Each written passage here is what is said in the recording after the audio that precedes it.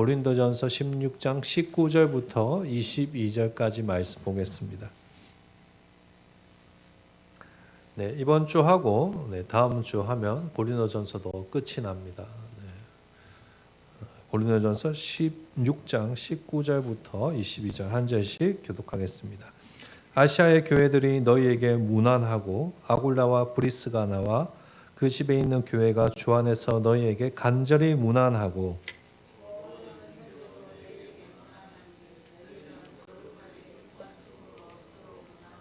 나 바울은 친필로 너희에게 문안하노니 만일 누구든지 주를 사랑하지 아니하며 저주를 받을지어다. 우리 주여 오시옵소서. 아멘. 나폴레옹 아시죠? 나폴레옹이 전쟁터에서 이 병사들의 사기를 북돋을 수 있었던 비결이 있었다고 합니다. 무엇일까요? 병사들을 만나서 병사들의 안부를 물은 것입니다. 나폴레옹이 자신이 직접 전장을 누비면서 이 병사들의 이름을 하나하나 부르며 물었다고 합니다.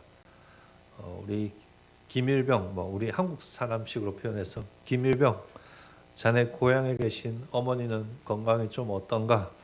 지난번 다친 다리는 좀 어떤가? 박상병, 자네 결혼한 아내는 어떻게 지내고 있는가? 이렇게 황제가, 그 나라의 황제가 자신의 이름을 직접 부르면서 안부를 물으니까 이 전장에 있는 병사들이 큰 위로를 얻고 나라를 위해서 목숨을 걸 용기를 얻을 수 있었다고 합니다.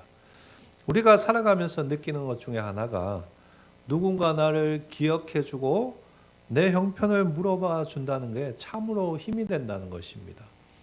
사실 명절이나 새해가 되면 우리가 안부 문자가 오지 않습니까? 짧은 문자이지만 이 문자를 받으면서도 참 힘이 되죠. 아무도 나를 몰라주는 것 같은 이 냉혹한 세상 속에서 나의 이름을 기억하고 또 나의 형편을 물어봐주는 한 사람이 있다는 그 사실만으로도 우리는 다시 일어설 용기를 얻을 수 있습니다. 믿음 생활도 그렇다고 생각됩니다. 오늘 본문을 보시면 바울이 반복해서 사용하는 표현이 있습니다. 무난하다라는 것입니다. 무난. 19절부터 21절을 보시면 이 짧은 구절 안에 무난이라는 단어가 몇 번 반복되죠? 6번이나 반복됩니다. 6번 맞죠? 네. 우선 19절을 보시면 바울이 아시아의 교회들 아굴라와 브리스와 그 집에 있는 교회가 고린도 교회를 향해서 문안한다고 하고 있습니다. 여기서 아굴라와 브리스가와 그 집에 있는 교회라는 이 표현이 나오는데 이것은 아굴라와 브리스길라가 이 집에 모이는 에베소 교회를 가리키는 것입니다. 바울이 제2차 전도 여행 때 고린도에서 아굴라와 브리스가 부부를 만나서 함께 사역을 하였는데 이 부부가 얼마나 열정이 대단했던지 바울이 에베소로 건너갈 때 같이 동행하여서 에베소까지 가게 되었습니다. 그런데 거기서도 소극적으로 신앙생활을 한 것이 아니라 적극적으로 아주 신앙생활을 하였습니다. 바울의 사역을 아주 적극적으로 도왔을 뿐만 아니라 에베소에 있는 자기의 집을 무엇으로 내놓은 것이죠? 예배 장소로 내놓은 것입니다. 그것이 오늘 19절에 기록된 아굴라와 브리스와 그 집에 있는 교회라는 것입니다. 따라서 19절은 아시아의 교회들과 에베소 교회가 고린도 교회를 향해서 문안한다는 이야기입니다. 그렇죠? 뿐만 아니라 19절 말씀에 이어서 20절 말씀에 보실까요? 모든 형제도 너희에게 문안한다라고 이야기하고 있습니다. 여기서 형제들은 누구일까요? 이 형제들은 바울이 사역하던 에베소 전역에서 믿음 생활하는 신실한 그리스도인들을 말하는 것입니다. 저희가 지난번에 15절부터 18절을 통해서 살펴본 것처럼 에베소에 있는 바울은 바울을 돕는 많은 동력자들이 있었습니다. 그러니까 교회뿐만 아니라 바울과 함께 사역하는 믿음의 형제들 역시 지금 고린도 교회를 향해서 문안을 하고 있는 것입니다. 그런데 우리가 여기서 한번 생각해 볼 필요가 있습니다. 에베소에서 고린도 교회까지 거리가 얼마나 될까요, 여러분? 에베소에서 고린도까지 직선 거리로만 약 400km가 넘게 떨어져 있습니다. 부산에서 서울까지의 거리 정도 되는 것이죠. 그 당시는 당연히 지금처럼 비행기가 있거나 KTX가 있지 않았습니다. 에베소에서 고린도까지 가려면 배를 타고 험한 바다를 건너서 산을 넘어서 가야 되는 아주 먼 거리였습니다. 우리도 그렇지만 우리 오늘을 살아가는 우리도 그렇지만 각별한 사이가 아닌 이상 서로가 멀리 떨어져 있으면 잘 챙기지 못하게 되지 않습니까? 각자의 삶을 살기도 바쁜 세상이니까 그럴 수밖에 없습니다. 하물며 고린도 교회는 더하면 더하지 않았겠습니까, 여러분? 바울이 이미 떠난 지 오래 시간이 흘렀고 직접 얼굴을 마주한 적도 없는 성도들도 많이 있었을 것입니다. 굳이 챙길 필요도 없고 안부를 물어가며 에너지를 쏟을 여유도 없었습니다. 그러나 그럼에도 바울은 아시아의 교회 그리고 에베소 교회와 형제들, 오늘 본문에서 보는 바와 같이 먼 곳에 있는 고린도 교회를 향해서 무엇을 하고 있는 것이죠? 문안 인사를 하고 있는 것입니다. 여기서 사용된 문안하다라는 동사는 단순히 예의를 차려서 인사하는 그런 의미가 아닙니다. 아스파조마이라는 헬라어인데 이것은 팔을 벌려서 껴안다, 입을 맞추다라는 뜻을 가지고 있습니다. 그러니까 단순히 안부 인사를 묻는 것보다 더 큰 뜻을 가지고 있는 것이죠. 무엇인가 하면 상대방의 안위를 진심으로 걱정하면서 그가 영적으로 또 육체적으로 평안하기를 바라는 마음으로 살피고 있는 것입니다. 한마디로 상대방을 진심으로 생각하면서 내 마음의 팔을 크게 벌려서 뜨겁게 품어 안는 것. 이것이 지금 오늘 사용된 문안하다라는 동사입니다. 비록 고린도 교회 성도들의 얼굴을 본 적이 없고 또 거리는 멀리 떨어져 있었지만 그럼에도 마음의 팔을 벌려서 바울과 아시아의 교회, 그 형제들은 고린도 교회를 향해서 사랑한다고 오늘 고백하며 그들을 품어주고 있는 것입니다. 자, 이게 오늘 우리가 살펴보는 무난하다는 것입니다. 그렇다면 우리가 여기서 한 가지 생각해야 될 게 있어요. 도대체 바울은 왜 이렇게까지 고린도 교회 성도들을 살피는 것일까? 이유는 간단합니다. 거리가 멀리 떨어져 있어도 영적으로 주 안에서 한 가족이기 때문입니다. 우리가 살아가는 세상은 눈에서 멀어지면 마음도 멀어진다라고 이야기하지 않습니까? 자주 마주하지 않으면 서로 무관심해지고 또 어느새 서로의 존재가 각자의 삶에서 지워지게 됩니다. 그러나 예수 안에서 하나 된 우리들은 그렇지 않다는 것입니다. 복음은 우리가 어떠한 관계라고 가르칩니까? 예수 안에 있으면 아무리 떨어져 있어도 우리는 영적으로 한 가족이라고 가르치는 것입니다. 저희가 이번에 고난주간 특별기도회 때 이 나눈 가상 7원 말씀 중에 세 번째 말씀이 무엇인지 기억나십니까? 여자여 보소서 아들이니이다 이지 않습니까? 예수님께서 십자가에 돌아가시기 전에 부탁하신 일은 무엇입니까? 우리가 한 가족으로 묶이는 것입니다. 바울과 아시아의 교회들은 이 사실을 잘 알고 있었습니다. 아무런 혈연도 아무런 지연도 없었지만 예수 안에서 서로가 묶어져 있다는 것을 잘 알았습니다. 그래서 비록 먼 거리에 있지만 바울과 아시아의 교회들은 고린도 교회를 향해서 관심을 가지고 사랑의 마음으로 그들을 살피며 기도했던 것입니다. 이것이 바로 교회를 지탱하는 보이지 않는 강력한 힘인 사랑의 띠라는 것입니다. 여러분 어릴 적에 저희가 부르는 찬양 중에 이런 찬양이 있었습니다. 우리는 사랑의 띠로 하나가 되었습니다. 맞죠? 기억나시죠? 예수님께서 우리를 위해 죽으신 그 사랑의 띠 안에서 우리가 영적으로 한 가족이 된 것입니다. 정말 그 사실을 믿으십니까?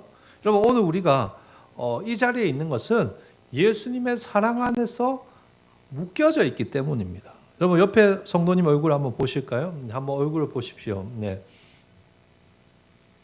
예수님께서 사랑의 띠로 맺어주신 한 가족입니다. 믿으십니까?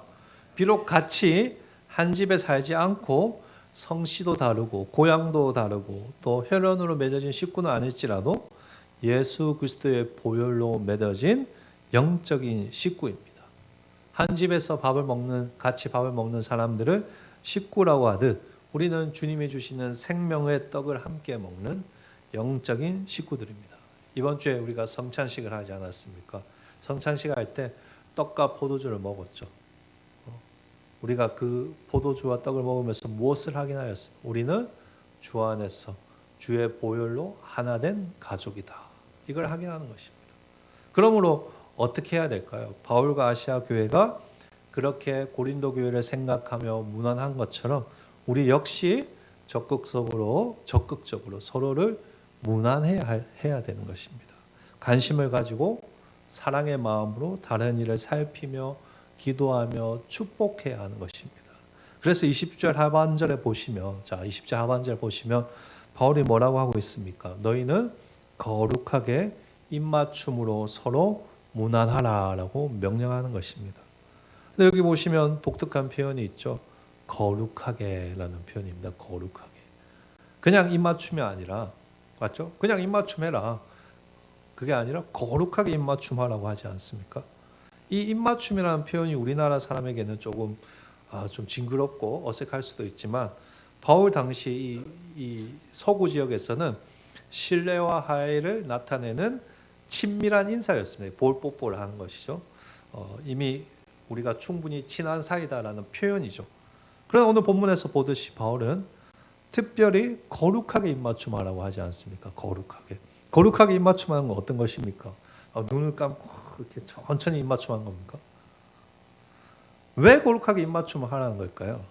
그것은 성도 간의 입맞춤이 인간적인 반가움을 나타내는 그런 사적인 표현이 아니라 하나님의 자녀로서 우리가 주 안에서 하나라는 것을 거룩한 교제를 통해서 확인하는 것이기 때문입니다. 우리가 앞에서 살펴본 것처럼 고린도 교회는 우리가 고린도전서를 계속 통해서 살펴본 것처럼 고린도 교회는 많은 문제가 있었습니다. 서로 분쟁이 있었고 파벌로 얼룩진 그런 교회였습니다.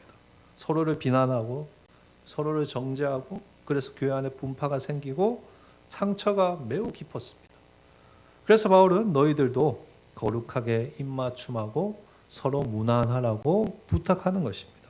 서로를 향해서 세웠던 이 날선 비난과 마음의 벽을 좀 내려놓고 한 가족으로 이제 서로 거룩하게 정말 하나님의 백성답게 이제는 그리스도의 사랑으로 입맞춤하고 다시 한 가족으로 회복하라는 그 말을 하는 것입니다.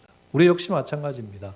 오늘 바울의 이 권면이 고린도 교회만을 향한 권면은 아닙니다. 사실 주님의 교회 전체, 우리 한국 교회 전체를 향한 권면입니다. 오늘날 많은 그리스도인들이 작은 교회를 피하고 대형 교회로 간다고 합니다. 많은 젊은 사람들이 대형 교회로 많이 간대요. 어떤 여론조사에서 봤는데 대형 교회를 찾는 가장 큰 이유가 그 누구에게도 방해받지 않고 조용히 예배만 드리고 싶어서라고 합니다.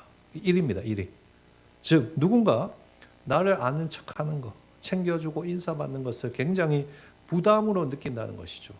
하지만 여러분 서로에게 관심도 없고 챙기지도 않는다면 과연 어떻게 한 가족이 될 수 있겠습니까? 주 안에서 함께 하나 되지 않고 개인주의적인 신앙생활만 한다면 교회는 주님이 피로 세우신 공동체가 아니라 그저 각자의 영적인 목적만을 위해서 모이는 종교적인 서비스 센터가 될 수밖에 없는 것입니다. 하나님의 교회는 여러분 그런 곳이 아닙니다. 교회는 한 가족으로서 함께 성장하며 함께 사랑을 나눈 곳입니다. 때로는 치고받고 싸울 때도 있고 때로는 서로 감정이 상할 때도 있지만 그래도 우리가 함께 세워나가는 곳이 하나님의 교회인 것입니다. 하나님은 하나님의 자녀가 익명의 그늘 뒤에 숨어서 신앙생활하는 관객으로 신앙생활하는 것이 아니라 서로의 이름을 불러주며 뜨겁게 포옹하며 챙겨주는 진짜 가족이 되기를 원하십니다. 옆 사람의 아픔이 내 아픔이 되고 그 사람의 기쁨이 내 기쁨이 되는 그런 가족 같은 교회를 하나님이 원하시는 것입니다. 그러기 위해서는 어떻게 해야 하는가? 오늘 우리가 계속 살펴보는 것처럼 바울과 아시아의 교회처럼 억지로라도 다른 이들에게 관심을 가지고 사랑의 마음으로 그들을 살피며 기도하며 축복해야 됩니다. 그러면 성숙한 그리스도인은요, 상대방이 내게 오기를 기다리는 사람이 아니라 내가 먼저 마음에 팔을 벌려서 그에게 달려가는 사람이 성숙한 그리스도입니다. 오늘 말씀 앞에서 우리가 결단해야 할 것이 바로 그것입니다. 우리 한일교회가 날이 갈수록 주 안에서 서로 더 많이 챙기고 더 관심을 가지고 기도해주고 서로 더 하나가 되는 그런 하나님이 기뻐하는 교회가 되기를 진심으로 축복합니다. 그래야지 상처가 빨리 아물 수 있고 하나님이 기뻐하시는 거룩한 영적 가족으로 성장할 수 있습니다. 제 아내에게도 항상 제가 그런 이야기를 하지만 목회자로서 저의 꿈은 사실 교회를 200명, 500명 부흥시키는 건 아닙니다. 부흥되면 좋죠. 그러나 제가 진짜로 꿈꾸는 교회는 따뜻한 공동체, 정말 하나님의 사랑이 은혜가 넘치는 그런 공동체입니다. 상대방을 배려하며 주 안에서 한 가족같이 사랑하는 그런 한일교회를 세우기를 진심으로 기도하고 있습니다. 그것을 위해서 여러분 오늘 이 시간 결단하시기를 바랍니다. 내 말 한마디에, 내 행동 하나에 굉장히 상처를 줄 수도 있고 이게 교회에 영향을 줄 수도 있다 생각하시고 오히려 축복해주고 세워주고 안부를 묻고 같이 끌어안아줄 수 있는 그런 사람이 되게 해달라고 오늘 이 시간 결단하시기를 바랍니다. 그래서 우리 한일교회가 정말 이 마지막 시대 하나님께서 자랑할 수 있는 그런 사랑의 공동체가 되기를 예수님의 이름으로 간절히 축복하고 축원합니다. 아멘.